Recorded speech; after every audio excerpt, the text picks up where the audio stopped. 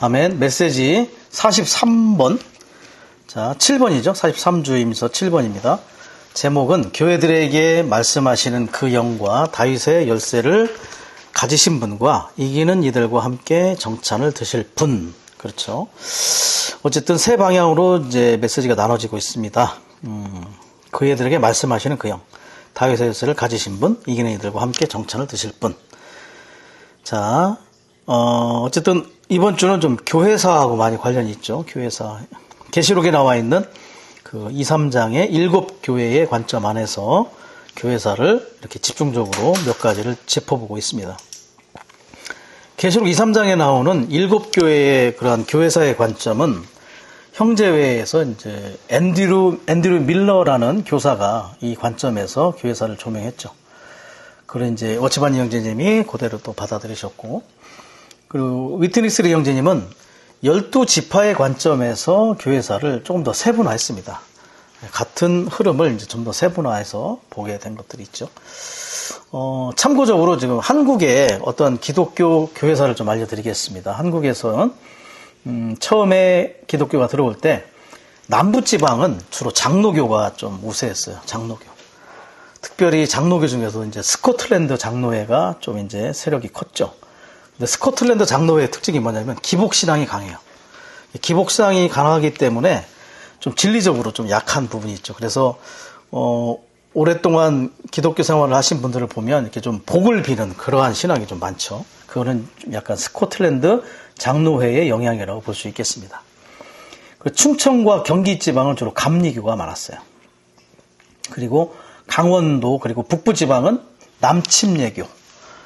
근데 그 일제 강점기 시절에 그 전에 또 동학난이 있었고, 동학난은 주로 외세척결을 많이 좀 내세웠는데, 그래서 또 기독교가 탄압을 많이 받았죠. 그리고 일제 강점기 시대에 또 신사참배나 이런 것들로 압박이 있었을 때 이 남침례교는 미국으로 돌아갔어요.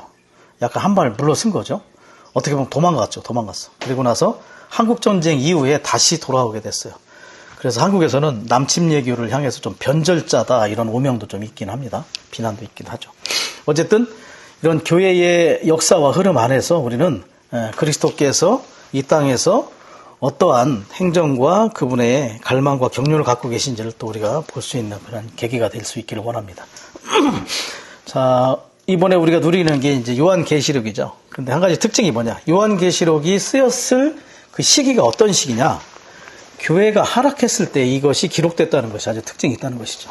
그래서 그 요한계시록이 쓰였을 당시에 교회의 상황들이 결과적으로는 어떤 하락의 시기와 맞물려서 교회가 어떻게 하나님의 행정과 경륜 안에서 분명한 노선을 가지고 가야 되는지를 우리에게 제시를 해주고 있다는 것입니다.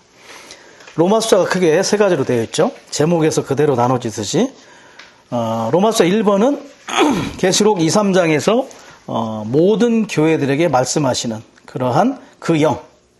자, 모든 교회들의 특징이죠. 모든 교회들. 말씀하시는 그 영.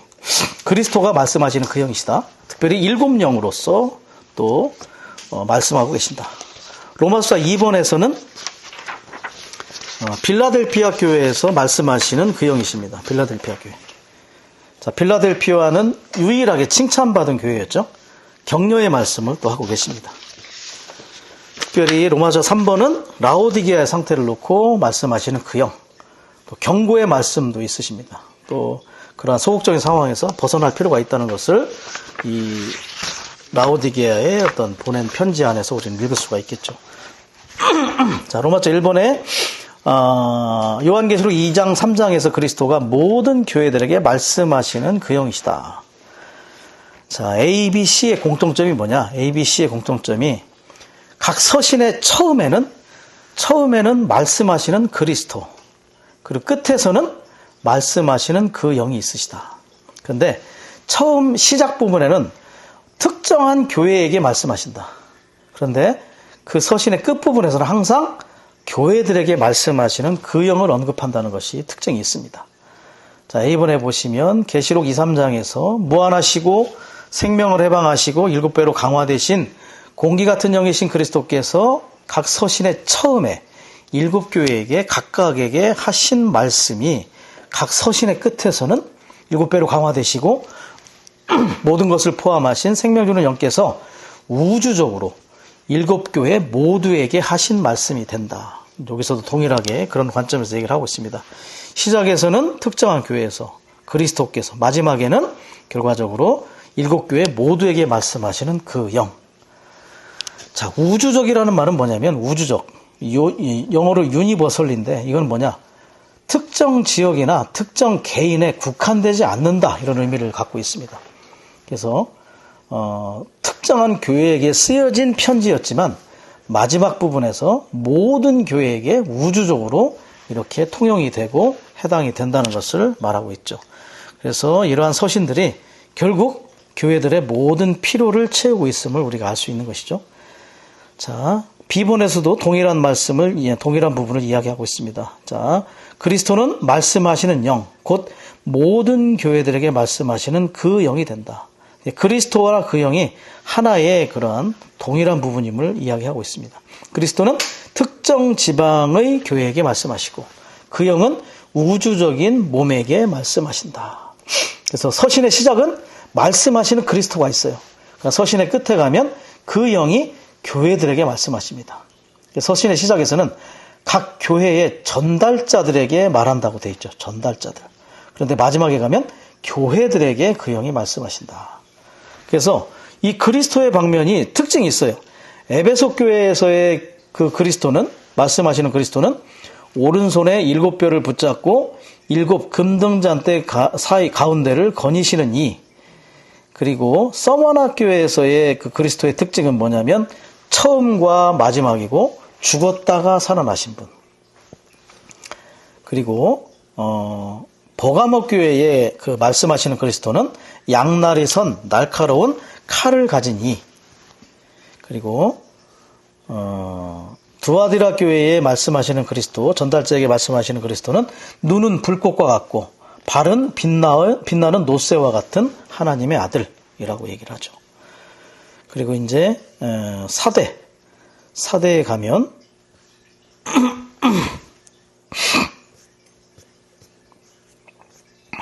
사대에 있는 그리스도, 말씀하신 그리스도는 하나님의 7영과 7별을 가진 이라고 얘기를 하죠. 그리고 필라델피아에 말씀하신 그리스도는 거룩하니, 참되니, 다윗의 열쇠를 가지니, 열면 닫을 수 없고 닫으면 열 수 없도록 하느니. 로마서 2번에서 얘기하는 것 동일합니다. 그리고 이제 라오디가 교회에 말씀하시는 그리스도는 아멘이시고 신실하고 참된 증인이며 하나님의 창조의 시작이니.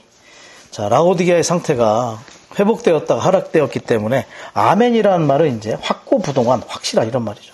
확실한 그리스도가 필요하고 또 창조의 시작, 모든 것의 근원과 시작이 바로 그리스도여야 된다는 것을 강조를 해주고 있습니다. 그렇지만 그 서신들의 끝에서는 그 영이 모든 교회들에게 하시는 말씀이 된다. 자, 계시록 2, 3장에서는 그리스도가, 그리고 그 영이 교회의 전달자들에게 그리고 교회들에게 말씀하셨다면 계시록 22장 17절에 가면 그 영과 신부가 말씀하시죠. 이제 하나가 돼서 이제 그 영과 신부가 하나 돼서 말씀을 하십니다. 이것은 이제 마태복음 28장 19절의 성취라고도 볼 수 있는데 침례의 성취죠. 완전히 하나로 잠긴 그런 하나의 실체가 돼서 결과적으로 이제 함께 말씀을 말해내는 그러한 존재들이 된다는 걸 보여주고 있습니다. 10번에 보시면 자, 그 영께서 주님이시고 주님께서 그 영이시라는 것을 가리킬 뿐만 아니라 요한계시록 1장 4절에 나오는 7배로 강화되신 영이 가리키듯이 교회가 타락한 어둠의 때에는 그 영이 지극히 중요하다는 것을 가리킨다. 자, 그래서 지금은 그 영의 시대입니다. 그죠? 자, 814장의 그런 찬송에서도 보듯이 시대는 바뀌어서 영 안에 들어왔네. 7영의 시대임을 보여주고 있습니다. 기독교는 아직도 성령의 시대이고 성령의 사역이죠. 그러나 주님의 회복은 그 영의 시대, 과정을 거쳐 완결되신 그 영께서 하나님의 경륜을 위해서 우리 안에서 운행하시고 계속해서 말씀하시는 그러한 시대입니다. 7영의 시대이고 계시록의 시대라는 걸 우리가 볼 수가 있는 것이죠.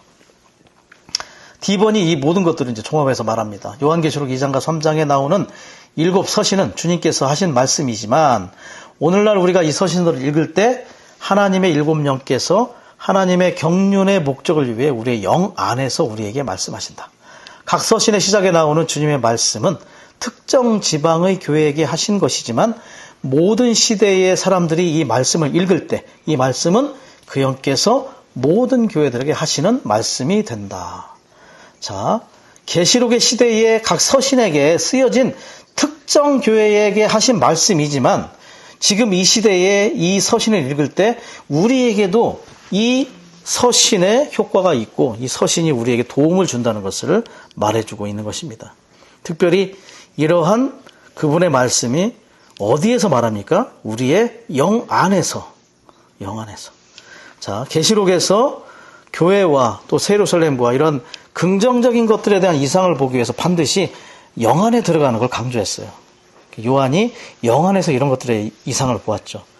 그러나 바벨론의 이상을 볼 때는 요한계시록 17장 3절에 광야에 있었을 때 그 이상을 보았다겠죠. 우리가 긍정적이고 아주 분명한 것들에 대한 이상은 바로 영 안에서 우리에게 이상이 있을 뿐만 아니라 영 안에서 우리에게 말씀하시는 걸 볼 수가 있다는 거죠. 자, 그리고 특정한 교회에게 말씀하신 것이지만 모든 교회들에게 하시는 말씀이 된다는 것. 자, 이런 것을 볼 때 오늘날 우리에게 필요한 것이 무엇이냐? 동일해지는 것이 필요하다. 모든 교회는 동일해져야 된다. 실행과 인도에 있어서 동일한 증거를 지녀야 된다는 걸 보여주고 있습니다. 자, 금등잔대를 보세요. 금등잔대가, 7 금등잔대가 모두가 동일한 본질과 동일한 외양을 갖고 있는 걸 볼 수 있죠.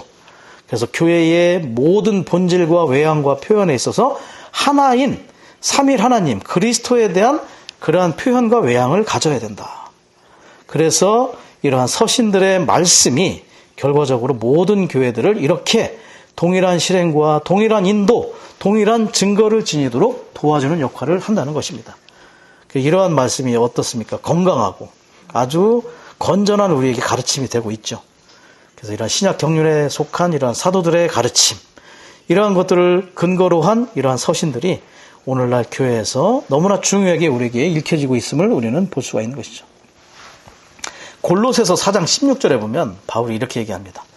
여러분이 이 편지를 읽은 후에 라오디게아 사람들의 교회에게도 읽게 하고 라오디게아에서 오는 편지를 여러분도 읽으십시오. 예.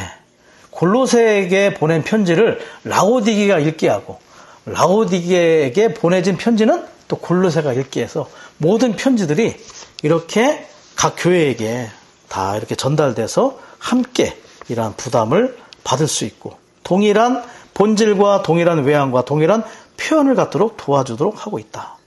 골로새의 특징이 뭐였습니까? 문화가 너무나 컸어요. 문화가 아주 교회의 전반적인 분위기였죠. 라오디게아는 어떻습니까? 의견이 충만한 교회예요. 그래서 각각의 그 교회들의 필요한 말씀을 서신으로 보냈지만 결과적으로 이 서신들은 이 모든 교회들에게 합당하게 동일한 그러한 증거를 지니도록 도와주는 역할을 했다. 그래서 이렇게 하나가 된다는 것, 동일하게 된다는 것은 로마서 15장 6절에 나오는 것처럼 우리가 어떻게 한마음 한뜻이 돼야 된다. 또 한 입으로 하나의 말을 해야 된다는 것을 우리에게 얘기해주고 있습니다. 우리 모두는 한마음 한뜻이 돼야 되죠. 한마음 한뜻이 된다는 건 한 입이 된다는 것. 한 입으로 한 가지 말을 한다. 그건 뭡니까? 한 생각을 가지고 있다는 거죠. 같은 생각과 같은 의지, 같은 목적을 가지고 있어야 된다. 자, 한 생각과 한 입으로 한 가지 말을 한다. 같은 것을 말한다는 것은 오직 한 머리가 있다는 것. 머리이신 그리스도를 붙잡지 않으면 가능하지 않습니다. 그래서 한 머리와 한 몸의 표현, 이것을 다르게 말하면 한 세 사람. 결과적으로 우리가 한 세 사람이 되도록 이 서신들은 우리에게 그러한 도움을 주고 있습니다. 그래서 에베소의 필요, 서머나의 필요, 그 다음에 버가모의 필요, 그리고 라오디게아의 필요, 모든 필요들이 결과적으로 모든 교회에게 동일한 필요로 적용될 수 있다는 것을 우리에게 보여주고 있는 거죠. 자, 이런 교통이 있었어요, 형제님이. 한 지방에 있는 교회는 자신들의 특별한 외양, 특별한 표현을 가져서는 안 된다. 예수 그리스도의 외양을 가져야 할 필요가 있다. 자, 이것을 위해서 정말 참된 섞임이 많이 필요하죠. 그래서 우리는 이러한 섞임의 역할이 또 이러한 서신들을 통해서 가능하다는 것을 우리는 알 수가 있었습니다. 자, 이 그형의 말씀하심의 기능은 뭐냐? 항상 우리를 돌이켜서 2번입니다. 그리스도를 주입받게 한다. 자, 그형의 말씀하심은 그리스도의 주입하심이 있다. 무엇을 위해서?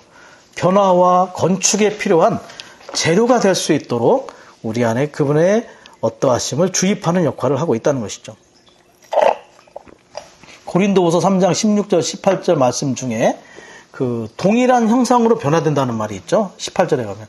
자, 동일한 형상으로 변화되도록 그리스도는 그분 자신을 동일한 방식으로 모든 교회들에게, 믿는 이들에게 지금 그분 자신을 말씀하심으로 주입하고 계신 걸 알 수 있습니다. 자, 1번 말씀하심의 목적. 우리는 하나님의 일곱 영께서 교회들에게 하시는 말씀에 귀를 기울일 때마다 즉시 보배롭고 달콤하고 사랑스러운 옮겨 부으심, 주입하심을 받게 된다. 이러한 주입하심은 우리를 바꾸고 변화시키고 합당한 재료가 되게 하여 하나님의 건축물로 건축되게 한다. 예. 우리가 귀를 기울일 필요가 있죠. 그분의 말씀하심을 듣기 위해서. 그 말씀이 우리 안에 옮겨 부어지고 주입될 때마다 우리는 변화되고 건축 재료들이 될 수 있다는 것이죠. 자, 변화의 사상은 혼의 문제입니다. 혼이 변화되는 중요한 모든 것들의 수단이 바로 이러한 말씀의 주입하심에 있다. 혼이 변화된다는 것은 지극히 정상적인 사람이 된다는 것이죠. 어떤 사람이 건축됩니까? 정상적인 사람이 건축되는 겁니다. 우리의 변화를 이 말씀을 통해 추구하는 자들이 될 수가 있을 것입니다. 자, 불못으로 가야 될 것들은 모두 7 등불로 태워지게 되고, 그리고 새 예루살렘의 일부가 되기 위해서 7 눈 아래에 있고 그리스도의 온 존재를 주입받고 있다. 자, 불못으로 가야 할 것. 자, 불못의 땔감들, 우리 안에 있는 건축에 부합되지 않는 나무와 풀과 집과 같은 타고난 천연적인 것들은 다 불태워져야 됩니다. 무엇으로 불태웁니까? 7 등불. 7 등불이 나오고 7 눈이 나왔죠. 7 영이 있고 7 등불이 있고 7 눈이 있습니다. 7 영은 말씀하시고 주입하시고, 7 등불은 비추고 태우시고, 7 눈은 내적 존재를 감찰하고 살피고 심판하고 또 바라봄으로 주입하고, 다 동일한 7의 기능들이 우리에게 적용되고 있습니다. 특별히 말씀하심으로 주입하시고, 보시고, 감찰하고, 심판하고, 태우고, 또 우리 안에 그분 자신을 주입함으로 우리를 변화시키고 새 예루살렘의 일부가 되게 하고 있다는 것이죠. 자, F번 아주 중요하게 많이 다루어졌는데, 자, 이러한 그형의 교회들에게 하시는 말씀을 듣기 위하여 우리는 어떻게 되냐? 우리의 귀가 합당한 방식 안으로 처리될 필요가 있다. 자, F번은 뭐냐면 위치를 얘기해요. 위치. 들을 귀가 갖는 것은 어렵지 않다. 어떤 때? 말씀을 들을 위치에 있어서. 자, 합당한 위치에 있어야 됩니다. 그럴 때 들을 귀를 갖는 것은 어렵지 않지만 말씀을 또 긴밀히 따르는 것은 아니다. 말씀을 또 긴밀히 따를 때 우리는 이기는 이들의 부름에, 그러한 부름 안에 있다는 것을 볼 수 있죠. 자, 들을 수 있는 위치가 뭡니까? 그것은 바로 합당한 교회 생활 안에 있는 거죠. 자, 왜 그렇습니까? 그 형이 어디에게 말했어요? 교회들에게 말했거든요. 그렇기 때문에 교회 생활을 벗어나면 이러한 말씀하심을 들을 수가 없어요. 교회에서 분리된 개인들이라면 주님의 음성을 듣기가 어렵죠. 그래서 우리는 합당한 교회 안에, 교회의 입장 안에, 교회의 터 위에 있어야 될 필요가 있습니다. 그러나 따르는 문제는 또 다른 문제이다. 그분의 그 말씀을 긴밀히 따르는 이기는 자들의 그러한 부름을 우리가 따르는 것은 또 다른 문제이다. 자, 1년 7차 집회의 메시지가 오늘의 양식으로 계속 우리에게 제시가 되고 있죠. 자, 혹자는 그렇게 얘기합니다. 1년 7차의 오늘의 양식은 이기는 이들의 음식이다. 바로 시대적인 필요를 채우시기 위하여 그분이 교회들에게 현재의 진리를 말해내는 것이죠. 그렇기 때문에 오늘의 양식을 우리가 정말 정확하게 듣고 먹고 소화하고 동화하기가 그렇게 쉽지는 않다. 그래서 많은 부분이 잘못하면 수박 겉핥기로 하고 넘어갈 수도 있다는 거죠. 그래서 우리는 이러한 시대적인 말씀을 듣기 위하여 우리의 귀가 더욱더 처리되고 할례되고 우리가 더욱더 분명해질 필요가 있죠. 그럴 때 우리가 이러한 말씀을 따르는 그러한 시대적인 도구로서의 이기는 자들이 될 수 있을 것입니다. 자, G번. 자, 들을 귀가 있는 자들, 들을 귀가 필요하다는 것입니다. 이 듣는 이들이 바로 이기는 이들이다. 자, 듣기 위해서 몇 가지를 제시해주고 있습니다. 1번, 주님은 언제나 주님은 우리가 하나님의 경륜에 따른 것들을 볼 수 있도록 우리의 귀를 열어 그분의 음성을 듣게 하기를 원하신다. 그분이 원하고 있어요. 우리가 들을 수 있도록. 자, 듣는 것이 뭘 결정합니까? 보는 것을 결정합니다. 그렇기 때문에 듣지 않으면 볼 수가 없어요. 예, 그래서 우리는 반드시 듣는 것이 필요하다. 신체의 감각들 중에서 듣는 것이 보는 것보다 더 깊다고 얘기를 하고 있습니다. 그래서 들은 것이 우리로 하여금 뭔가를 보게 한다는 거죠. 예, 듣지 않으면 볼 수가 없다는 것이죠. 그 영의 말씀하심을 듣는 능력과 역량이 매우 중요하다. 우리는 말씀을 들을 수 있고 말씀을 분별할 수 있는 그러한 능력과 역량을 가질 필요가 있다는 것이죠. 자, 거기에 관련 구절 중에 욥기 말씀이 있어요. 욥기 33장 그 14절에서 16절까지 말씀이 있는데 저는 16절에서 18절 말씀을 좀 읽어보겠습니다. 욥기 33장 16절 18절. 그분은 사람들의 귀를 여시고 그들이 받은 가르침을 봉인하시는데 이것은 사람을 자신의 행실에서 돌아서게 하시고 사람에게서 교만을 막으시려는 것입니다. 그분은 그의 혼을 구덩이에 빠지지 않게 지키시며 그의 생명을 칼에 멸망당하지 않게 지키십니다. 자, 이러한 말씀이 사람을 어떻게 지켜주시는지를 우리에게 제시해주고 있죠. 그리고 이사야 50장 4절 5절 말씀을 보면 그분은 아침마다 나를 깨우쳐 주시되 나의 귀를 깨우쳐 주시어 가르침받는 이같이 듣게 하신다. 주 여호와는 나의 귀를 열어주셨으며 나는 거역하지도 않았고 돌아서지도 않았다. 자, 어떻게 말씀을 드려야 되는지 얘기하고 있죠. 자, 예레미야 그 밑에 이제 2번에 있는 부분 예레미야 6장 10절입니다. 보십시오. 제가 누구에게 말하며 증언해야 그들이 듣겠습니까? 참으로 그들의 귀는 할례를 받지 않아서 들을 수가 없습니다. 보십시오. 여호와의 말씀은 그들에게 비난거리가 되었고 그들은 말씀을 조금도 달가워하지 않습니다. 뭔가 좀 문제가 있다는 거죠. 그죠? 자, 그 다음에 사도행전 7장 51절입니다. 목이 곧고 마음과 귀에 할례를 받지 못한 사람들이요. 여러분의 조상들처럼 여러분도 항상 성령을 거역하고 있습니다. 자, 거기에 보면 2번에 둔한 귀가 할례돼야 되죠. 3번에 죄인들의 귀는 구속하는 피로 정결하게 되고 그 영으로 기름 발라야 된다. 4번 제사장들로서 주님을 섬기려면. 자, 둔한 귀와 죄인들의 귀가 제사장들의 귀가 되어야 됩니다. 할례를 통해서. 자, 앞에서 말씀 구절들을 볼 때 왜 할례가 필요한지를 알게 됐죠. 그죠? 성령을 거역하고 말씀을 듣지 않아요. 말씀을 듣지 않고 받지 않을 뿐만 아니라 말씀에 의해서 마음이 상한다는 거죠. 듣지 못하면 말씀에 의해서 마음 상하기도 하고 말씀을 거절하고 거역하기도 한다. 말씀을 놓치는 것뿐만 아니라 말씀의 유익을 얻지 못할 뿐만 아니라 들은 것을 또 반대하기도 한다는 거죠. 쉽게 판단하고 또 지폐를 비평하고 판단하기도 하고. 그리고 이 둔한 귀나 죄인들의 귀는 어떤 지체들의 말을 듣기 싫어할 수도 있어요. 이게 어떤 지체들의 말을 마음 상하게 합니다. 그리고 어떤 지체가 신원하면 신원도 듣기 싫어한다는 거죠. 들음에 대한 우리 귀의 상태가 얼마나 처리되어야 하는지를 우리에게 보여주고 있는 거죠. 예전에 에드마 형제님이 그랬다는 거죠. 이형제님이 어느 집회를 갔더니 어느 자매님이 신원을 하는데 그 신원을 너무 이렇게 감상하면서 너무 기뻐하시더라는 거예요. 에드마 형제님이. 아니 뭐가 그렇게 공급이 있으십니까? 그랬더니 이 형제님이 뭐냐면 신원이라는 것은 그리스도께서 지체를 통해 말씀하시는 것 신원이다.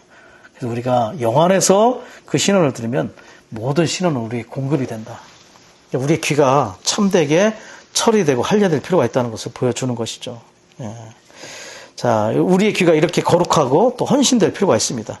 이렇게 할례된 귀를 가지려면 개인적으로 주님과 시간을 많이 보내야 된다겠어요. 우리의 귀가 그분에 의해서 할례될 수 있도록 우리가 주님 앞에 더욱더 시간을 보낼 필요가 있다는 것이죠. 자, 3번에 보시면 죄인들의 귀는 구속하는 피로 정결하게 되고 그 영으로 기름 발라져야 된다. 자, 구속하는 피를 상징하는 건 십자가를 상징하죠. 그 다음에 그 영으로 기름 발라지는 것은 부활입니다. 그리스도의 부활에 속한 영향이 적용되는 것. 우리가 할례 받는다는 건 뭐냐? 구속하는 피, 십자가가 적용되고 또 부활, 그 영으로의 기름 발라지는 건 부활, 그리스도에 속한 부활의 영향이 우리에게 적용되는 것이다. 얼마나 더 그리스도와 시간을 보내야 되겠습니까? 그리스도의 십자가와 부활이 우리에게 더욱더 섬세가 적용될 수 있도록 더욱더 그분과의 시간을 보낼 필요가 있다는 것이죠. 자, 이러한 귀가 바로 제사장들의 귀가 되겠죠.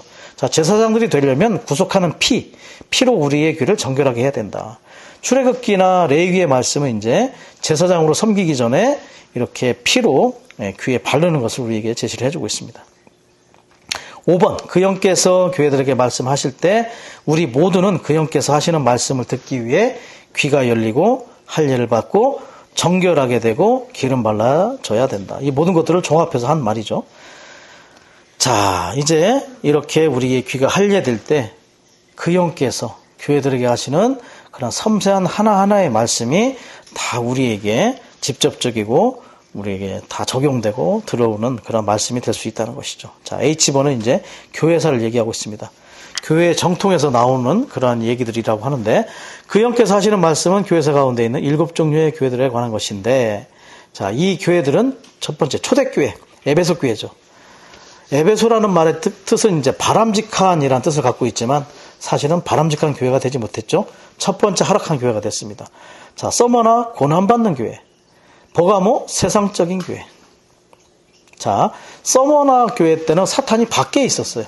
밖에서 핍박을 했다면 이제 버가모 교회 때는 이제 사탄이 안으로 들어오게 됐죠.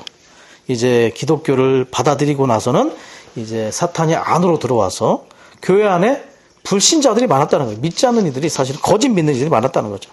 자, 변절한 교회인 두아디라. 자, 변절했다는 것은 부부 사이에 남편이신 그리스도에게서 변절이 됐다는 걸 얘기하는 것입니다. 자, 개혁된 교회 사대. 자, 사대 교회는 루터가 이제 이렇게 개혁을 했죠. 그 두아디라 상태에서. 그렇지만 그들은 살아있지만 죽은 이름이 되었습니다. 결국은. 그리고 빌라델피아 회복된 교회. 자, 형제 사랑의 교회입니다. 자, 빌라가 사랑이란 뜻이고 델비아가 형제라는 뜻이죠. 형제 사랑의 교회. 그렇지만 그들은 회복되었다가 타락한 라오디게아가 되었다.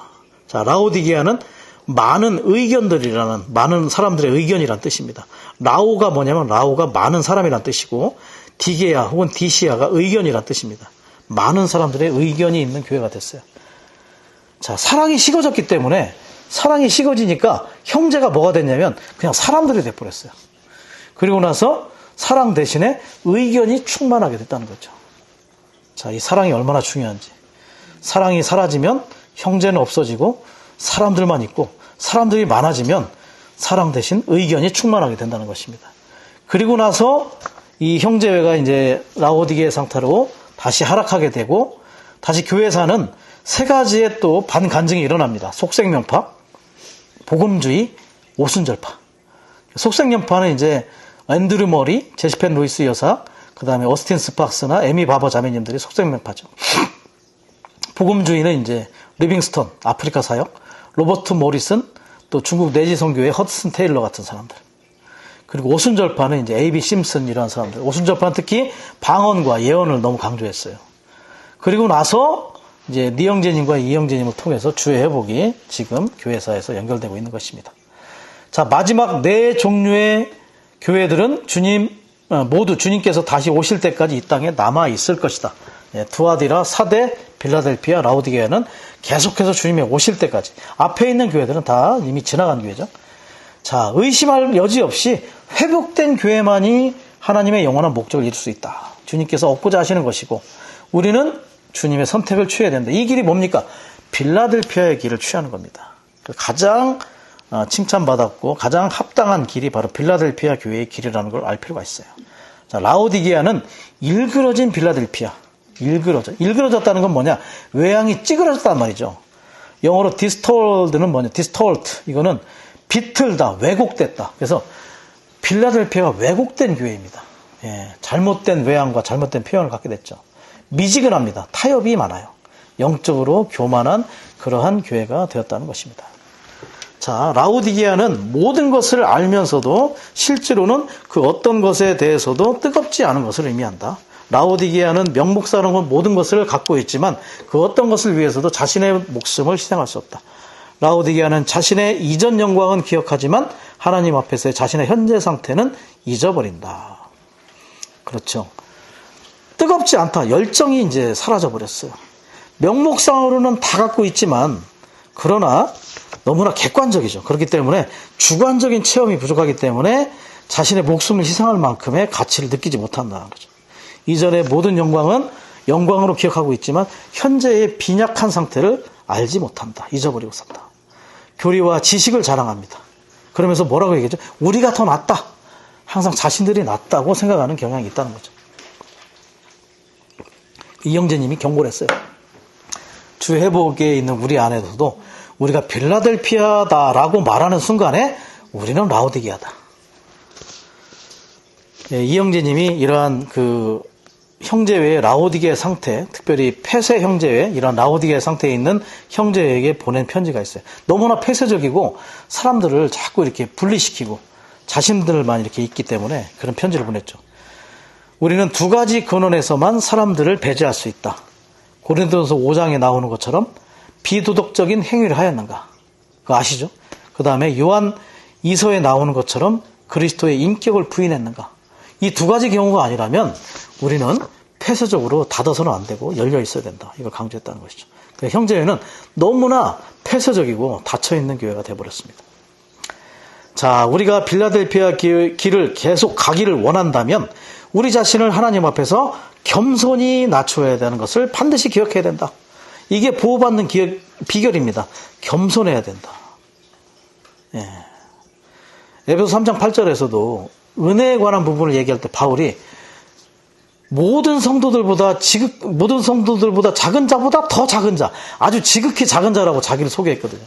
그러한 자기에게 하나님께서 은혜를 주셨다. 그래서 교회 생활 가운데 가장 개인적으로 주님에게서 축복을 받는 비결은 겸손한 거죠. 개인의 축복은 겸손해 있고 교회의 축복은 동심합의, 한마음 한뜻에 있다는 말이 그것과 연결될 수 있을 것입니다.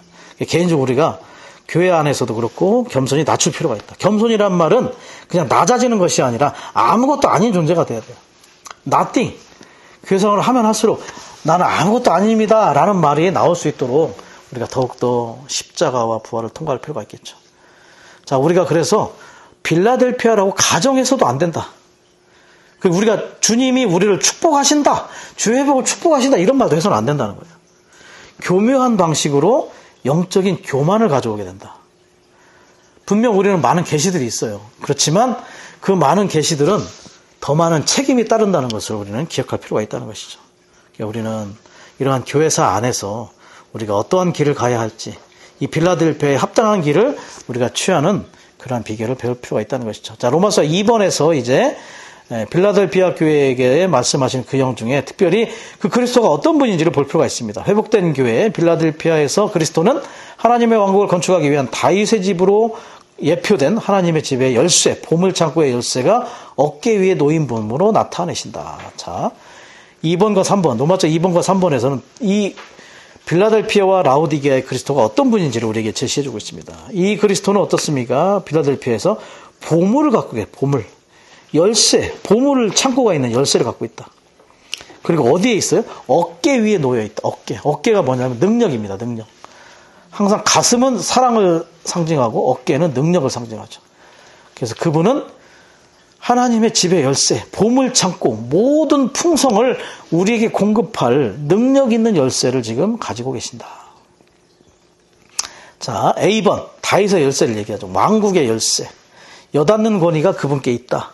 그리고 한마음 한뜻인 교회에게 아무도 닫을 수 없는 열린 문을 주셨다. 자, 그리스도를 인격으로 취하는 한 세 사람의 실제가 있는 한마음 한뜻에 회복된 교회. 다윗의 열쇠라는 말은 하나님의 통치권 전체를 가지고 있는 열쇠라는 뜻입니다. 다윗은 왕국과 관련이 있죠. 그렇기 때문에 이 땅에서 하나님의 왕국을 세우기 위하여 그리스도는 다윗의 열쇠, 하나님 전체의 그러한 통치권을 가진 그러한 열쇠, 보물창고의 열쇠를 가지고 계신다. 이 열쇠, 이 문의 그러한 특징이 뭐냐?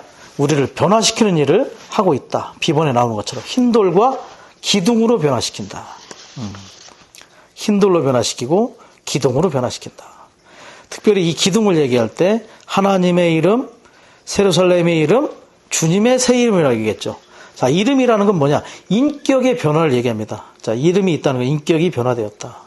그리고 새 이름, 하나님과 세루살렘과 주님의 이름이 자, 이렇게 기록되었다는 건 뭐냐? 이기는 이들을 소유하고 계신다. 이 새 이름이 이기는 이들을 소유하고 있고 이 새 이름이 이기는 이들에게 속해 있다는 의미를 가지고 있다. 그래서 이기는 이들은 이 새 이름을 가지고 있을 뿐만 아니라 그들이 그 새 존재 안에 포함되어 있음을 우리에게 제시해 준다는 것이죠. 자, 이런 문을 열어줄 수 있는 열쇠를 그분이 가지고 계십니다. 자, 그래서 다윗의 열쇠는 흰돌과 기둥처럼 우리의 변화와 긴밀히 연결되어 있다. 이 열쇠가 하나님의 집의 문을 열 때 이 보물창고 모든 풍성의 문이 열리게 되죠. 결과적으로 그리스도의 모든 풍성 안으로 우리를 이끄는 것입니다. 그럴 때 그 풍성의 모든 신성한 요소들이 우리 안에 주입될 때 우리가 흰돌로 변화되고 기둥으로 변화되는 것이죠. 자, 희다는 건 뭐죠? 희다. 인정받았다는 뜻입니다. 돌은 건축재료. 건축재료로 인정받았다는 뜻이고 기둥의 의미는 견고한 기둥입니다. 기둥을 얘기할 때 뭐라고 했냐면 나가지 않는다. 예. 자, 건축물을 볼 때 기둥을 변개할 수 없어요. 뭐 창틀이나 이런 거 바꿀 수 있는데 기둥을 바꾸면 무너질 수가 있어요. 자, 기둥은 나가지 않습니다. 기둥이 되려면 우리의 감정에 어떤 치우치면 안 돼요. 뭐 아침에 자매하고 싸워서 나 집회 안 갈래? 뭐 형제하고 싸워 집회 안 갈래? 이런 사람은 기둥이 아닙니다. 기둥은 절대 변개될 수 없어요. 기둥은 항상 견고하게 그 자리를 지키는 거죠. 자, 1번에 보시면 인간적으로는 우리는 이렇게 변화되는 것이 불가능합니다. 하나님 안으로 건축되고 세례사람의 구성 요소가 되고 새 그리스도의 일부가 되는 것이 불가능하다. 인간적으로 볼 때. 그러나 가능하게 해주는 게 뭐다? 생명의 영의 법이 우리를 가능하게 해준다는 것을 알 수가 있다. 그 요소가 생명의 영의 법에 담겨 있다는 것이죠. 자, 생명이 우리를 그렇게 만듭니다. 이 생명이 우리 안에 들어올 때, 거듭날 때 영이 생명이 되고, 자, 변화를 통해서 계속해서 생명이 주입됨으로 말미암아 결과적으로는 혼이 변화되고 있죠. 그리고 계속해서 몸 안으로 또 스며들어서 결국 몸이 변형되고 몸까지도, 죽을 몸까지도 생명이 되는 그 모든 것들의 비결이 바로 이 생명 안에 생명의 영의 법의 작동으로 인하여 가능하다는 것을 우리에게 제시해주고 있습니다. 자, 2번. 그리스도가 하나님의 보물창고의 문을 여닫는 열쇠를 갖고 계시는데 이 보물창고 안에는 우리의 누림을 위한 그리스도 안에 계신 하나님의 풍성이 있다. 보물이 뭐냐? 그분의 풍성이라는 하나님의 풍성. 우리는 그리스도께서 이 풍성을 우리에게 열어주시는 것과 닫으시는 것을 다 체험했다. 자, 여는 것도 체험하고 닫는 것도 체험하게 된다는 것을 얘기해 주고 있습니다. 자, 거기에서 이제 몇 가지 말씀 구절들이 있죠. 자, 에베소서 4장 30절에 있는 말씀. 그리고 하나님의 성령을 슬프시게 하지 마십시오. 여러분은 그분 안에서 구속의 날에 이르도록 도장 찍혔습니다. 자, 우리가 하나님의 성령을 슬프게 할 수 있다는 것이죠. 예. 마귀에게 틈을 주면 안 됩니다. 하나님의 생명으로 살면서 마귀에게 틈을 줄 때 우리는 성령을 슬프게 하게 할 수 있다는 것이죠. 우리 안에서 근심하게 할 수 있다. 그래서 우리는 마귀에게 틈을 주지 말아야 된다. 그리고 데살로니가전서 5장 17절에 있는 말씀. 끊임없이 기도하십시오. 우리의 기도가 끊어서는 안 된다. 끊임없이 기도한다는 것. 예.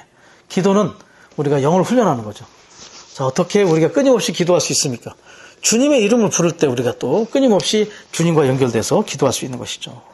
자, 틈을 주면 안 됩니다. 요한일서 1장 7절. 자, 7절과 9절이죠. 교통을 가져. 하나님과 서로 교통. 비단에 거하고 서로 교통을 갖게 되고 예수님의 피가 우리의 온갖 죄에서 깨끗하게 되는 것. 그래서 우리가 어떤 죄들을 지으면 죄들을 자백하고 용서받고 불의에서 깨끗하게 될 필요가 있어요. 자, 이러한 것들이 우리 가운데 선행되지 않는다면 닫히는 걸 체험할 수 있다는 거죠. 열리는 것도 체험하지만 죄를 처리하지 않고 성령을 슬프게 하고 마귀에게 틈을 주고, 그죠? 그리고 끊임없이 주님과 연결되지 않고 교통의 안에 있지 않고 빛 가운데 거하지 않는다면 우리는 닿는 것도 체험하게 될 수 있다. 자, 이렇게 주님의 풍성 보물을 누리려면 생명의 감각, 센스, 감각은 센스입니다. 우리 생명의 센스가 있어야 돼요. 그러기 위해서 필요한 게 주님을 계속 접촉하라. 주님과의 접촉 안에 계속 머물러야 한다. 그러기 위해서 필요한 게 뭐라고요? 영 안에서 가난하고 마음이 순수해야 된다. 영 안에서 가난한 자가 어떻습니까? 천국이 그들의 것이다. 영 안에서 가난할 때 천국을 소유하게 됩니다. 가난하다는 건 뭐냐? 영 안에서 가난한 건 자꾸 비워드리는 거예요. 자꾸 우리가 누렸던 것들을 비워드리고 배고파야 된다. 영적인 것들에 대한 배고픔이 있을 때. 그리고 마음이 순수하다는 건 뭐냐? 마음이 순수한 자들은 하나님을 볼 것이다. 단일한 겁니다. 목적이 단일하고 목표와 동기가 단일할 때. 하나님 외에 다른 것들을 목적이나 동기로 삼지 않을 때 우리는 뭐다? 하나님을 볼 수 있다. 이렇게 영 안에서 가난하고 마음이 순수할 때 우리는 이러한 생명의 감각 안에 계속 머물러 있게 되고 이 보물, 주님의 풍성을 계속 누리는 자들이 될 것이다. 이렇게 협력할 필요가 있다는 거죠. 자, 두 번째는 소극적인 방면인데요. 자아 부인, 십자가를 짐, 혼생명을 잃어버림이라는 열쇠들을 사용해야 한다. 두 방면의 열쇠가 있어요. 긍정적인 것들은 다윗의 열쇠가 있죠. 자, 우리가 긍정적인 열쇠는 열어야 되고요. 여는 걸 체험해야 되고 이 소극적인 세 가지 부분은 우리 안에서 닫아야 될 것입니다. 자아 부인, 십자가를 짐, 혼생명을 잃어버림. 왜냐하면 이것이 열리게 되면 음부의 무저갱과 연결되기 때문에 우리는 반드시 이게 바로 마귀에게 틈을 주는 거죠. 우리는 이러한 세 가지의 열쇠들을 사용함으로 우리는 음부와 연결되지 않도록 해야 된다. 그래서 다윗의 열쇠를 사용해요. 문을 열어서 그 보물들의 그 풍성들을 문은 누릴 수 있는 그 문과는 항상 연결되고 열려 있어야 된다. 자, 이러한 열쇠들을 사용하기를 배워야 한다. 우리는 모두 샘나로서 그리스도에 의해 파면당하고 대치되어 그리스도께서 우리 안에서 우리에게 모든 것이 되시고 우리를 통해 우리를 위해 모든 것을 하시도록 해야 한다. 자, 샘나는 회고되고 엘리야킴은 고용되고. 자, 샘나는 뭐냐? 이기적인 청지기, 바로 타고난 사람을 예표합니다. 샘나의 이름이 뜻이 뭐냐면 여호와여 이제 돌아오소서 이런 뜻입니다. 자, 샘나는 히스기야 왕의 국고를 맡았던 국내 대신이었어요. 그러나 결국은 이제 강등되죠. 서기관으로 강등이 됩니다.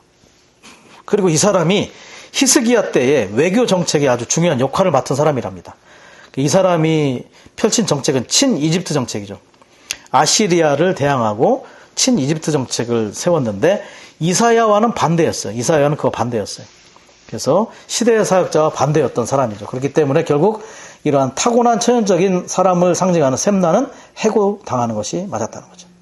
그리고 엘리야킴의 이름의 뜻은 뭐냐? 하나님께서 일으키신다. 자, 두 가지 이름을 연결해 보겠습니다. 셈나, 타고난 사람, 여호와여 이제 돌아오셔서 셈나를 해고하시고 그 다음에 하나님께 일으키셔서 여호와킴을 일으키셔서 새로운 그러한 청지기를 고용하시는 것. 바로 그리스도께서 새로운 청지기로 고용되시는 거죠. 자, 이사야의 예언대로 이제 엘리야킴입니다. 엘리야킴이 왕의 집을 그러한 맡은 국내 대신 청지기가 되었다는 것이죠. 특히 이제 엘리야킴은 아시리아의 그 랍사게와 회담할 때 히스기야를 대표해서 나갔던 사람이기도 하고 또 이사야의 그 조언을 듣기 위해서 히스기야가 이사야에게 보낸 그러한 적도 있었다고 합니다. 어쨌든 이렇게 시대의 사역자와 함께하고 그리고 그 하나님의 집에 그러한 그 청지기로서 합당한 역할을 할 수 있는 사람을 우리가 그리스도로 우리에게 다시 이렇게 고용을 할 필요가 있다는 것을 우리에게 제시해 주는 것이죠. 자, 이사야 22장 말씀을 보면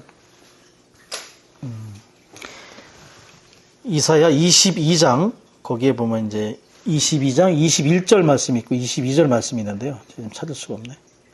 여기 있다. 22장 21절 22절 말씀 읽어보겠습니다.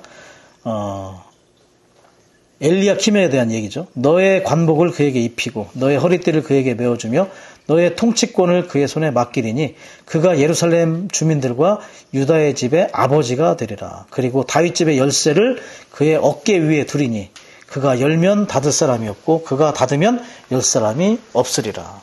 자, 이사야 이러한 22장의 말씀이 오늘날 다윗 집의 열쇠를 가진 그리스도와 너무나 연결이 되는 부분이죠. 유다 집의 아버지가 된다는 것은 모든 방면에서 부양하는 근원과 공급자로서의 그리스도의 역할을 우리에게 제시를 해주고 있는 걸 볼 수가 있습니다. 자, 이렇게 셈나는 해고당하고 엘리야킴이 고용되는 그러한 실제를 통해서 이 주님의 왕국에 있는 이 모든 풍성과 보물을 우리가 누릴 수 있다는 것을 보여주는 것이죠. 자, 3번은 이제 라오디아 교회에게 말하는 그러한 말씀. 자, 3번에서 중요한 단어가 뭐냐? 정찬. 그 다음에 보좌. 정찬이라는 말은 뭐냐면, 헬라어로 데이프네오라고 하는 데이프네오. 찬자가 들어가면 아주 거창합니다, 식사가. 자, 대통령이 누군가를 불러서 식사할 때 아침에 먹으면 조찬, 점심에 먹으면 오찬, 저녁에 먹으면 만찬, 뭐 이렇게 하죠. 예. 특별히 정찬은요, 저녁 식사를 상징합니다, 저녁 식사. 제일 거하게 먹는. 예. 그래서 그냥 일반적으로 요기하는 그런 음식 먹는 게 아니고요, 간단한 식사가 아니에요. 아주 건하게 먹는 식사를 정찬이라고 얘기하는 거죠. 근데 이 정찬과 보좌가 연결된다는 거죠. 왜 그러냐? 말씀 구절에 나중에 보겠지만 함께 먹고 주님과 함께 먹고 그리고 보좌를 함께 앉게 하겠다. 임재 안에 있는 겁니다. 정찬도 임재 안에서 그분과 함께 먹는 것이죠. 보좌도 그분과 함께 있는 거거든요. 그래서 함께 먹을 때 함께 보좌에 앉을 수 있어요. 잘 먹어야 된다는 거죠. 우리는 이러한 보물, 이러한 풍성들을 식사로서 잘 누릴 필요가 있습니다. 그래서 이러한 누리는 자들이 결국 보좌의 사람들이 된다. A번, 자, 주님이 문 밖에 서서 문을 두드립니다. 여기서 문은, 첫 번째 문은 교회의 문이죠. 근데 뭐라고 했어요? 누구든지, 교회의 문이 닫혔는데 누구든지라는 말은 개인이 열어야 된다는 걸 우리에게 말해주고 있어요. 교회의 문이 닫혔지만 여는 것은 개인의 문이, 개인이 열고 닫아야 된다. 누구든지 나의 음성을 듣고 문을 열면 내가 그에게 들어가 그와 함께 먹고 그는 나와 함께 먹을 것이다. 정찬은 함께 먹는 겁니다. 왕과 함께 먹는 거예요. 왕의 조찬, 왕의 오찬, 왕의 만찬 함께 먹는 정찬을 얘기하는 거죠. 자, 그리고 재밌는 게 요한계시록 2, 3장에 약속하는 이기는 자들에게 약속하신 상들 중에 여러 개가 있어요. 자, 둘째 죽음의 해를 받지 않게 하겠다, 흰돌을 주겠다, 다스리는 권위를 주겠다, 새뼈를 주겠다, 기둥이 되게 하겠다, 흰옷과 또 금과 안약을 주겠다. 그런데 그 모든 것들 중에 세 가지가 또 먹는 것에 관련된 게 있다는 거죠. 자, 에베소 교회에게 뭐냐? 생명나무를 먹게 해주겠다. 그 다음에 버가모 교회에서 감추어진 망나를 먹게 해주겠다. 그 라오디게아 교회에서는 뭐 했냐? 정찬을 먹게 해주겠다. 그래서 먹는 것이 세 가지와 연결되는데, 특별히 생명나무는 에덴 동산에 있죠. 그 다음에 만나는 광야에 있는 것이고, 풍성한 잔치는 신명기의 좋은 땅에 있습니다. 구약에서의 그러한 먹는 것은 3단계와 이렇게 연결되는 거예요. 생명나무, 감추어진 만나, 풍성한 잔치. 특별히 풍성한 잔치는 뭐예요? 좋은 땅에서 명절에 먹는 것과 연결이 돼요. 명절. 6월절, 오순절, 초막절에는 반드시 예루살렘에 모여서, 그죠? 자, 땅에서 수고하여 경작해 얻어온 것들, 식물이건 동물이건 그걸 가져와서 함께, 누구와 함께? 하나님께 먼저 제사를 드리고, 하나님도 먹고, 백성들도 먹고, 함께 먹는 거죠. 절기 때, 명절 때 함께 먹었어요. 하나님도 먹고, 백성도 먹고. 이 정찬이 주님과 이 교회에 믿는 자들이 함께 먹는, 누가 먹으면 사실 이기는 자들이 먹는 거죠. 잔치의 결과. 이 먹은 것의 결과가 결국 보좌다. 결국 우리가 마지막 때가 되면 뭐가 있어요? 또 잔치가 있죠. 어떤 잔치? 어린 양의 결혼 잔치가 있잖아요. 다 이 잔치와 연결된다는 거죠. 이렇게 우리는 그분과 함께 먹는, 그 정찬을 먹는 그런 이기는 일이 될 필요가 있다. 이 문은 개인들의 마음의 문이 아니라 교회의 문이다. 교회의 머리이신 주님은 타락한 교회 밖에 서시어 그 교회의 문을 두드리신다. 예전에 제가 교통드린 적이 있을 겁니다. 어느 흑인 형제가 어느 지방에 가서 예배당에 가서 예배를 드리려고 했더니 그곳에서 여기는 백인들만 모이는 교회입니다. 그래서 돌아가십시오 해가지고 호텔방에 돌아가서 울면서 주님 앞에 기도했다는 거죠. 주님, 내가 저기를 못 들어가고 다니께 예배를 드리지 못합니다. 그랬더니 주님이 나도 저기를 한 번도 들어가 본 적이 없다. 주님의 임재가 없는 겁니다. 문은 교회의 문이지만 이 문은 개인 믿는 이들이 열어야 한다. 라오디게에 있는 교회에게는 지식은 있었지만 주님의 임재가 없었다. 지식이 있었다는 건 뭐예요? 이해는 하지만 말씀을 임재가 없다. 영이 없다는 거죠. 이해는 했지만 영이 없었다. 주님의 임재가 없었어요. 회복되었다가 타락한 교회는 주님께서 보시기에 공허한 교리적 지식이 풍성한 것을 자랑하지만 실제로 그리스도의 풍성을 체험하는 면에서는 몹시 빈약하기 때문에 비참하고 벌거벗고 눈멀고 수치와 어둠이 가난하기 때문에 가련하며 빈약합니다. 예, 그리스도에 대한 체험의 면과 하나님의 경륜의 영적인 실제의 면에서 가난하기 때문에 가난하고. 자, 이 전체 신약 이번에 그 여름 겨울 훈련의 전체 주제가 뭐였냐면 그리스도를 체험하고 누리고 표현하는 것이죠. 라오디게아는 이것이 부족했다는 거죠. 그리스도를 체험하고 누리고 표현하는 것이 얼만큼 부족했다? 심각하게 부족했다. 한 가지 우리가 주안점을 가져야 될 게 교회가 주님을 누리지 못할 때 타락하게 된다. 누림이 없으면 타락하게 돼요. 에베소 교회가 왜 타락했습니까? 생명나무를 먹지 않고 누리지 않았기 때문에 타락한 겁니다. 자, 첫 번째 공허하다는 건 뭐죠? 공허. 내용인의 실제가 없다는 거죠. 그런데도 교리적 지식이 풍성한 것을 자랑하지만 체험의 면에서는 몹시 빈약하다. 자, 라오디게아 교회의 가장 심각한 문제는 뭐냐면 자기가 이런 상태인지 모른다는 게 심각한 겁니다. 남루한 상황을 인지하지 못하는 것. 아주 초라하고 누더기 같고 아주 낡아버린 이 상황들을 자기들이 모른다는 거죠. 자기들은 부유한 줄 알아요. 마치 이러한 표현이 맞을 겁니다. 배고픈 요리사들. 요리를 했는데 자기는 못 누리고 있어요. 일만 한 거죠. 요리만 했습니다. 데코레이션을 만들어서 아주 이쁜 모양으로 요리를 했는데 누리지를 못하고 있어요. 예. 그리고 영적인 면에서 가난하기 때문에 가난하고, 예. 가난해요. 있긴 있어요. 자, 육체에 대해서 말을 하는데 육체가 무엇인지 체험하지 못했어요. 계시를 말하지만 계시가 없어요. 순종을 말하지만 순종하지 않습니다. 왕국을 말하지만 왕국의 실제가 없어요. 십자가를 말하는데 자아를 처리하지 않습니다. 그리스도의 몸을 말하지만 그리스도의 몸의 실제 안에 없어요. 주님의 임재를 말하는데 주님의 임재를 체험하지 않아요. 주님의 다시 오심을 말할 수는 있는데 주님의 다시 오심을 기다리진 않아요. 이게 가난한 거예요. 교리적으로 말은 할 수 있어요. 주님의 이름을 부르는 것에 대한 말을 할 수 있어요. 그러나 주님의 이름을 부르지 않습니다. 기도로 말씀 읽기를 말하지만 스스로 기도로 말씀 읽지 않아요. 예전에 한 무리가 회복 안에 들어왔을 때 우리를 보고 그랬다잖아요. 보기보다 주님의 이름을 많이 안 부르시네요. 예, 우리가 실제 그럴 수 있습니다. 말은 할 수 있는데 그것에 대해 참된 풍성은 없다. 정말 깨이지 않습니까? 주님의 다시 오심을 말할 수 있지만 나는 주님의 다시 오심을 기다리는 자인가. 우리는 열쇠들을 사용할 필요가 있죠. 열을 건 열고 닫을 건 닫고 이렇게 하여 그리스도의 풍성을 체험하고 마귀에게 틈을 주지 말고 이러한 임재와 실제를 회복할 필요가 있습니다. 자, 진정한 4번입니다. 영적인 일들의, 24번. 3번에 있는 것. 진정한 영적인 일들을 보는 참된 영적 통찰력이 부족하기 때문에 눈멀었고, 매일의 행함에서 주관적인 의, 곧 두 번째 오시신 그리스도를 말미암아 살지도 않고, 또 그리스도를 살지도 않기 때문에 벌거벗었다. 눈멀었기 때문에 안약이 필요하고, 벌거벗었기 때문에 옷이 필요합니다. 주관적인 의이신 옷이 필요하죠. 우리의 모든 죄악된 행위들을 보혈로 빨아야 되고요. 한 땀 한 땀 수놓아진 옷이 필요합니다. 이 옷이 결국은 결혼식 잔치의 세마포 신부의 예복이 될 것이고 결혼 예복이 될 것이고 우리가 아마겟돈 전쟁에 어떤 군복으로서 사용되는 옷이 될 겁니다.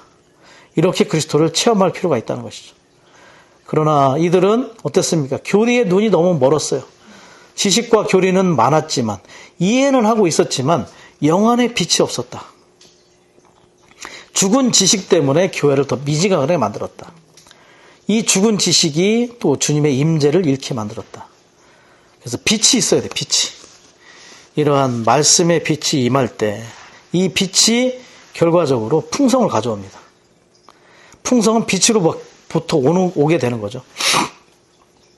빛을 보면 어떤 섭리가 있냐면 큰 빛이 작은 빛을 이렇게 삼켜버립니다. 그래서 촛불이 낮에 비춰봐야 태양빛에 다 삼켜지죠. 밤에는 역할을 하지만. 그런 것처럼 우리의 모든 가난함이 사실은 이 영적인 빛에 의해서 다 삼켜질 필요가 있어요. 심지어 이걸 뭐라 하겠냐? 박탈된다. 우리가 가지고 있는 모든 것들이 다 산산조각 나고 허물어지게 될 것이다. 우리의 가난한 모든 것들이 흡수되고 다 적셔지고 삼켜지는 체험을 할 필요가 있다는 것이죠. 삼투압이란 말이 있어요. 과학의 삼투압. 농도가 적은 것은 농도가 많은 것에 흡수되는 거죠. 우리의 가난한 모든 체험과 교리적인 것들이 이 빛에 의해서 다 삼켜질 필요가 있습니다. 다 박살날 필요가 있고 박탈이 될 필요가 있다는 거죠. 자, 천주교에 있던 마담 기용 여사가 쓴 책이 있어요. 내적인 도정이라는 책이 있는데 생명의 전진에는 3단계가 있다고 얘기합니다. 첫 번째, 하나님을 기쁨과 누림으로 체험할 때 사람들은 전진하게 되고, 두 번째, 하나님의 박탈을 통해서 전진하게 된다. 박탈이라는 건 뭡니까? 빛이 임할 때 박탈이 오는 거예요. 큰 빛이 우리의 정말 아무것도 아닌 것들, 가난한 것들을 다 삼켜버리고 다 박탈시키는 거죠. 그리고 세 번째는 그분을 향한 순전한 사랑으로 전진하게 된다. 이제 남아있는 건 그분밖에 없어요. 그죠? 그렇기 때문에 우리가 순전하게 그분을 향하여 전진할 수 있게 되는 거죠. 자, 이렇게 누릴 필요가 있다는 것이죠. 주님은 교회 전체를 다루고 계시지만, 객관적으로 다루시지만 주님의 처리를 받아들이는 것은 개인적이며 주관적인 문제여야 한다. 자, 5번. 이 말이 그 말입니다. 정찬을 먹는 것은, 주님과 함께 정찬을 먹는 것은 한 가지 음식만 먹는 것이 아니라 풍성한 식사인 잔치 음식에 참여하는 것이다. 이렇게 정찬을 먹는 것은 이스라엘 자손이 가나안 좋은 땅에 풍성한 산물을 먹은 예표의 성취라고 볼 수 있다. 자, 창세기에는 생명나무가 있었죠. 출애굽기에 감추인 만나가 있었고, 신명기에 좋은 땅에 그러한 잔치가 있었습니다. 이렇게 단계별로 발전을 하게 되는 거죠. 자, 이 잔치 음식, 오늘날 우리는 잔치를 누리고 있어요. 구약의 백성들이 아까 말한 절기, 명절에 함께 먹었듯이 이 수고하고 경작한 것을 가져와서 함께 하나님께 제사를 드리고 누렸듯이 오늘날 우리도 이 좋은 땅인 그리스도 안에서 우리가 일주일 동안 수고하고 경작한 그러한 소산물들을 가지고 주일날 와서 신원집회에 잔치 음식으로 누리는 거죠. 함께 누립니다. 하나님도 누리고 우리 모두가 함께 누리는 이 합당한 예루살렘 교회 터 안에서, 이게 바로 오늘날 우리가 잔치를 누리는 것입니다. 예. 그 열왕기상 4장 22절 23절에 보면 솔로몬 왕의 하루 식사 양이 나와요. 그 식사의 그 식재료, 가는 밀가루가 30석, 굵은 밀가루가 60석, 살진 소 10마리, 초장의 소 20마리, 양 100마리, 사슴, 가젤, 순호로, 살찐 날짐승. 이거 왕이 혼자 먹습니까? 왕가의 식구들이 다 먹는 거죠. 우리의 식사는 왕가의 식사가 돼요. 아주 풍성한 것들을 매일매일 이 다윗의 열쇠를 가진 그리스도께서 이 엘리야킴으로서 우리에게 열어주시고, 우리가 사탄에게 틈을 주지 않을 때 우리가 영안에서 우리가 합당하게 정말 주님의 임재 가운데 이러한 것들을 누린다면 우리는 보좌에 앉는 사람들이 될 것입니다. 자, 생명나무와 감추인 만나와 잔치 음식인 그리스도를 누리는 것을 통해 우리는 조성에 있어서 그분과 한 실체로 연합되어 새 예루살렘으로서 그분을 표현할 수 있게 된다. 생명나무. 자, 이런 말이 참 좋았어요. 성경은 지식나무가 아니어야 한다. 성경은 생명나무여야 한다. 성경은 우리를 먹이고 공급하는 음식인 생명나무이다. 성경은 한 권의 문자로 된 지식나무가 아니다. 우리가 성경을 통해서 어떠한 이해를 구하려고만 한다면 우리는 문자로 된 지식나무로 취할 수 있습니다. 그러나 우리가 영을 사용해서 이 성경을 통해 하나님의 본질, 우리에게 공급하는 영과 생명을 누린다면 이 성경은 우리에게 생명나무의 본질로서 제공되는 무한한 보물창고가 되겠죠. 요한복음 6장 63절, 내가 여러분에게 한 말이 영이요 생명입니다. 그분의 말씀이 바로 영과 생명으로서 우리에게 참된 실제가 될 수 있도록 우리는 기도로 이 말씀을 계속 읽는 자들이 될 필요가 있습니다. 그럴 때 한 실제로 연합되어 예루살렘으로서 그분을 표현할 수 있게 된다. 오늘날 우리는 예루살렘을 건축하는 자들이 될 수 있는 것이죠. 자, B번. 이기는, 여기가 이제 보좌에 대한 얘기죠. 이기는 이에게 결국 내가 이기고 나서 나의 아버지의 보좌에 아버지와 함께 앉은 것과 같이 나의 보좌에 나와 함께 앉도록 해주겠다. 승천의 위치에 이제 휴거 안에서 함께 우리가 보좌 위에 있는 것인데요. 자, 이 보좌는 사실은 오늘날 그분의 임재 안에 있는 겁니다. 보좌에 사람들이 되게 해준다는 거죠. 먹음의 결과예요. 잔치의 결과. 이렇게 잘 먹고 그분의 임재 안에서 잘 먹을 때 결국은 우리가 그분의 임재 안에서 이 휴거를 통해 그 보좌에 함께 앉는 공동왕들이 될 것이다. 아까 함께 먹었지 않습니까? 그렇기 때문에 함께 앉을 수 있는 거죠. 자, 1번. 주님과 함께 보좌에 앉은 것은 이기는 이가 받는 상이 될 것이다. 주님의 권위에 참여하고 천년왕국에서 공동왕이 되어 온 땅을 다스리는 것이다.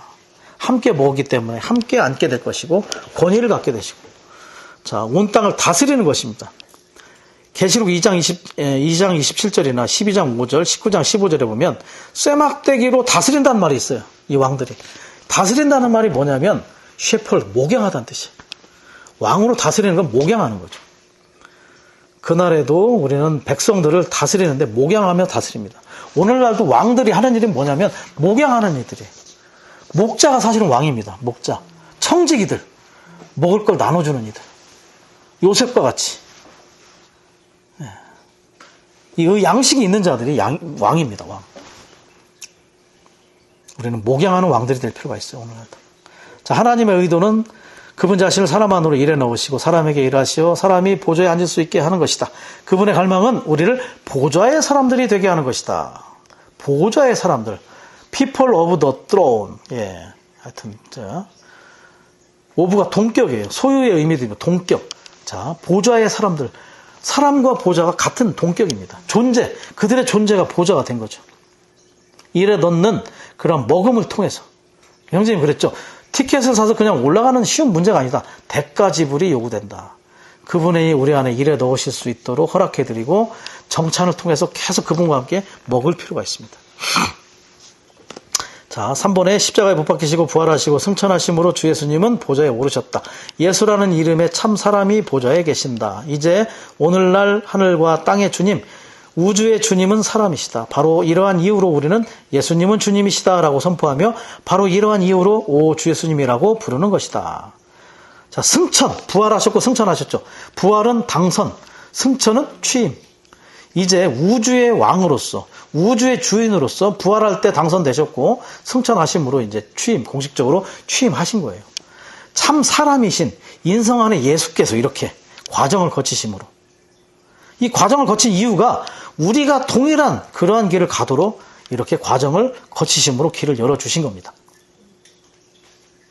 에스겔서 1장 26절에 뭐라고 했냐면 보좌의 모양이 청옥 같다 이렇게 얘기합니다. 청옥.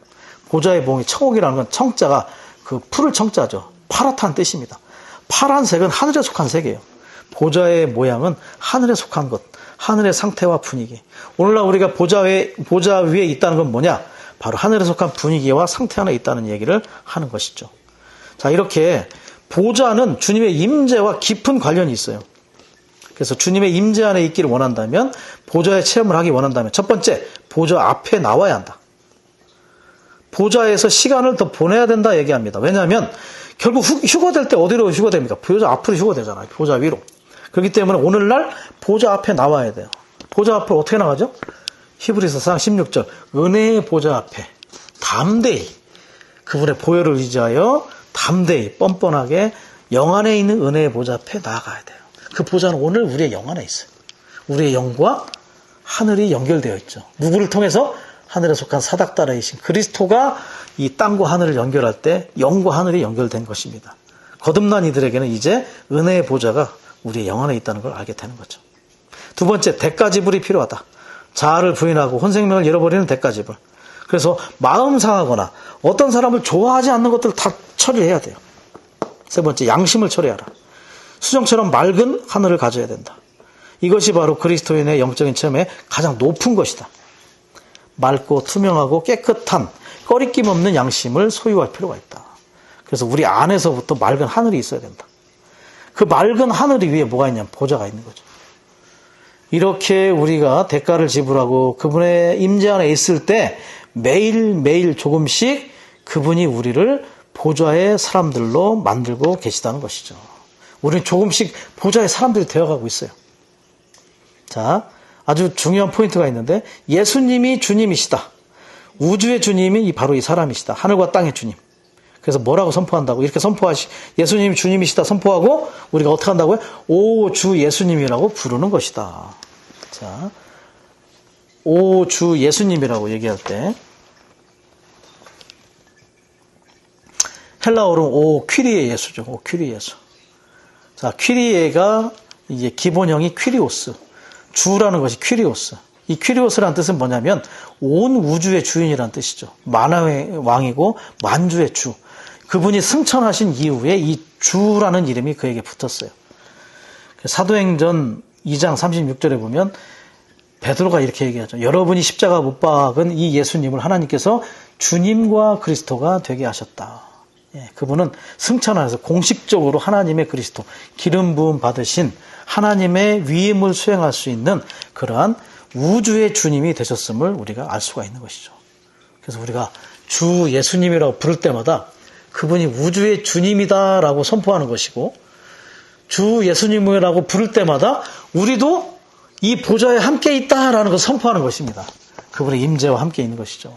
그리고 우리가 주님의 이름을 부르는 것 중에 로마서 10장 12절 13절이 있는데, 로마서 10장 12절은 뭐냐면 부르는 모든 이들에게 풍성하다고 그랬어요. 자, 다윗집의 그 보물 창고 모든 풍성을 어떻게 열어서 우리의 소유가 되게 합니까? 바로 주님의 이름을 부름으로. 이 모든 풍성을 우리가 소유할 필요가 있죠.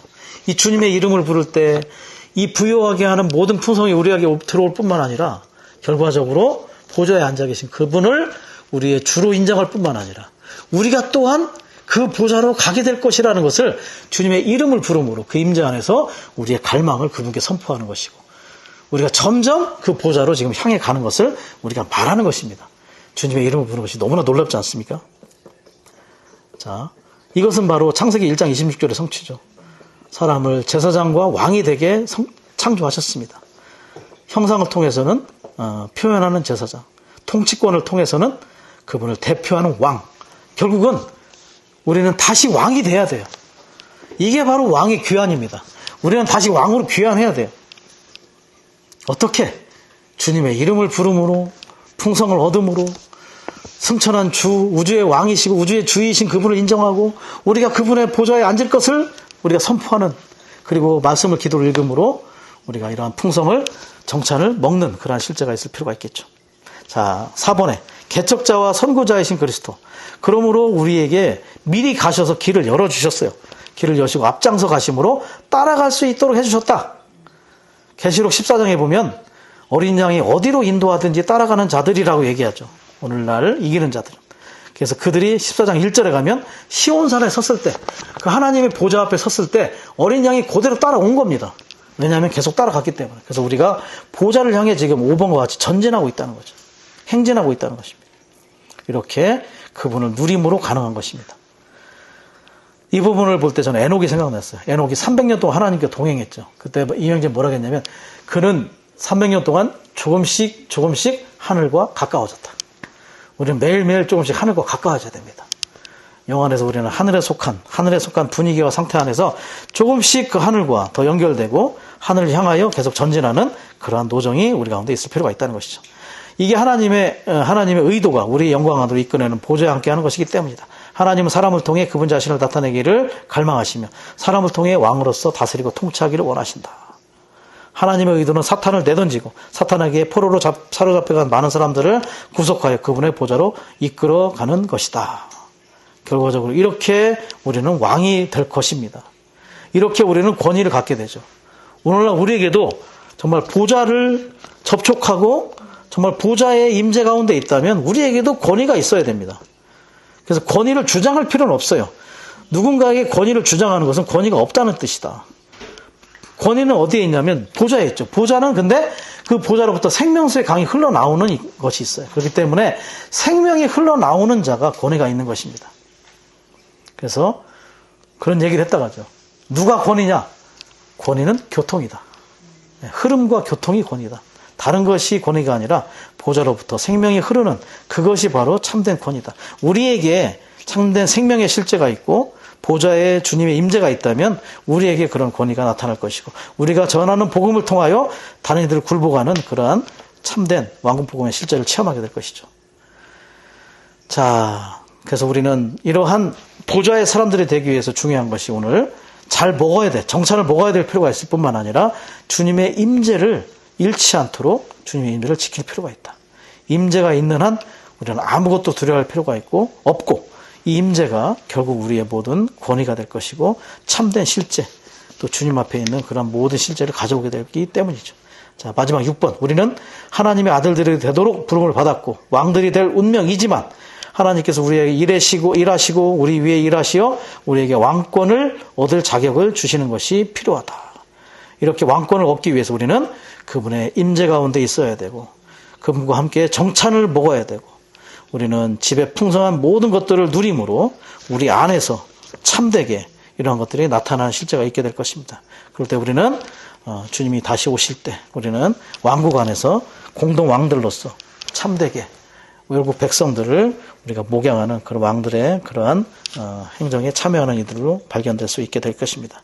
우리는 영원토록 왕으로서 우리의 자격을 갖게 되겠죠. 그래서 계시록 22장 5절에 보면 영원토록 다스린다는 말이 있어요. 영원토록 왕으로서 다스린다. 제사장으로서 노예로서 섬길 뿐만 아니라 우리는 영원토록 왕으로서 다스리는 실제를 갖게 될 것이다. 오늘 교회 안에서 이러한 왕이 되는 비결, 왕의 그러한 위치와 모든 것들 그리고 왕의 길을 가는 모든 왕도의 방법들이 다 명시되어 있다는 것이 우리에게 축복이 될 뿐만 아니라 또 우리에게 또 어떤 의무의 그런 상황들도 비춰지게 되는 것 같습니다. 주님 우리에게 또 계시를 주셔서 분명하게 이런 방면 안에서 체험하고 누리고 실질적으로 가는 자들이 될 수 있기를 원합니다. 아멘.